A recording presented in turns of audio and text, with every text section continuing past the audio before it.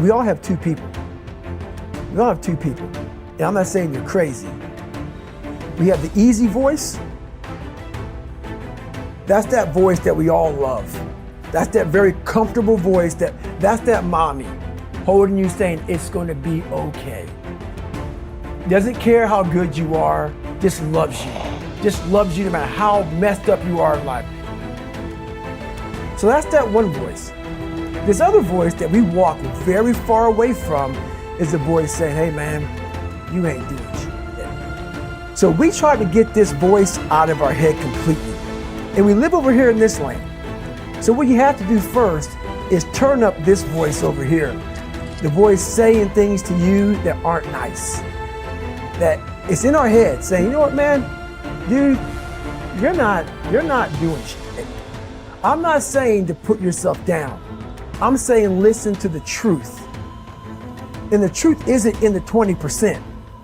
The truth is in this other part of your brain saying, look, man, you're wasting a bunch of percentage here. We have 80 more percent that we're not tapping into because in this other 80% is suffering, pain, failure, self-doubt, darkness, and then a whole bunch of light. But to get to this light, you gotta go through all of this. So a lot of us know that. I can get over here, but over here, man, this is much better because I gotta go through this journey that is not fun. This from 20 to 100%, this shit in between is not fun. So we decide to live over here. So everybody goes, how do you do that? You know exactly how to do that. You know exactly, it's not a magic trick. There's nothing I talk about that's a magic trick.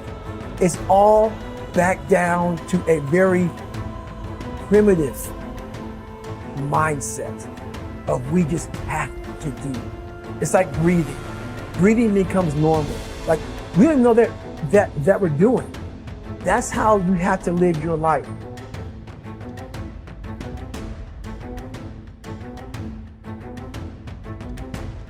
When that alarm clock goes off at 4 or 5 in the morning, your mind says no. You just say, this is what we do. It's what we do now.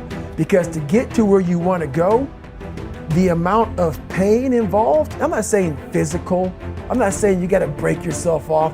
The amount of mental pain of how many times you're going to have to do something that you don't want to do to get to where you want to go. When I was 297 pounds and I was fat as hell trying to be a Navy SEAL, the scariest thing in the world to me, even to this day, was that could have been the rest of my life. I thought then I was trying hard. That's the scariest thing in the world.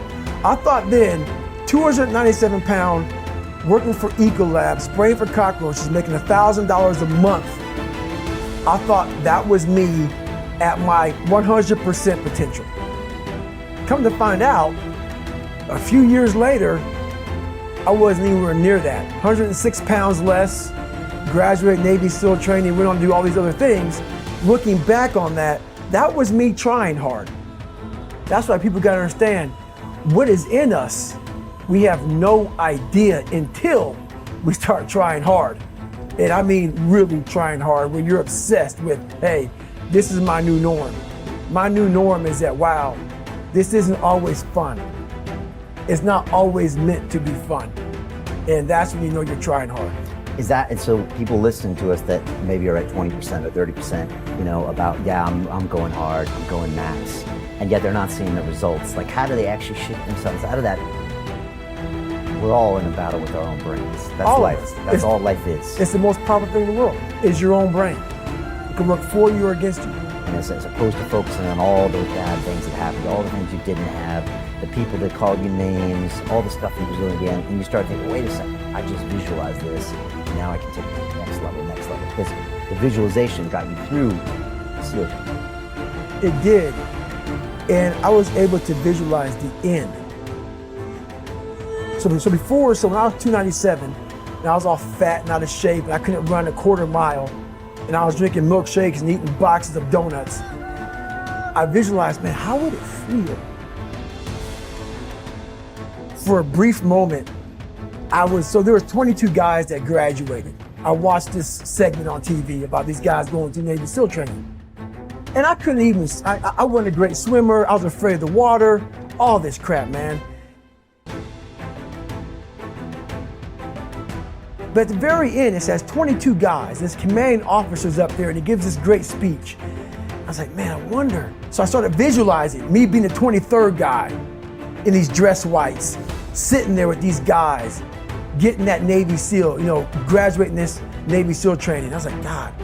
So I put myself there. I was like, man, that's an amazing feeling. I put myself there at 297, not even able to do anything that these great men were doing. I said, man, if I could feel that would change my life. I could just feel that. It lasts for 1 second. You get that certificate, you walk across the stage, and what's next? But I didn't know that then. My mind wasn't, I thought I'd live in that moment forever. So I said, wow, man, if I could just feel like that. If I could feel like that. And what was that feeling you wanted so bad? Respect? No. Accomplishment? Victory. I wanted to win. Not like beat somebody else. It wasn't about that. I just wanted to go the distance. Everything in my life, when something got hard, I quit. If it was reading, that's where, I wasn't great at reading. I wasn't great at writing, so I just quit. I couldn't catch on as fast as you. I had to work harder than you, so I quit. I wasn't great at things, so I quit. I'm not good at this. Like, man, if I could just go that distance, that extra mile, to just go, just to finish. I want to finish. I want to feel victory. And victory for me wasn't winning, it was just finishing. So I said, you know what? If I could feel like these guys feel, it would change my life. But what I realized, the best feeling I had was when I was by myself trying to lose this weight. I had to lose it in literally less than 3 months. 106 pounds in less than 3 months. And literally, I started feeling victory just by putting myself in the battle. It wasn't about going to Navy SEAL training. It wasn't about being the 23rd guy in that chair. I started realizing, man, just by going to war with myself every day and putting these challenges and these goals and these obstacles, these insurmountable obstacles. So it wasn't about losing 106 pounds. Me losing 5 pounds was an accomplishment.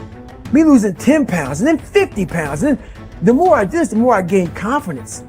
And then the more I gained confidence, the more I realized these guys can't do what I'm doing right now. I had no coach, had no trainer, had no money. I didn't know how to lose weight. I had no knowledge of what I was doing. I was just working. I was just sacrificing. And then through that, all these different tools started coming up. But I would have never found these tools if I didn't put myself in a very uncomfortable place. We all look for toughness. We all want it, but we look for it in a comfortable environment. You will not find toughness in a comfortable environment. Those of you who are listening to this, whoever hear this, you will not find it.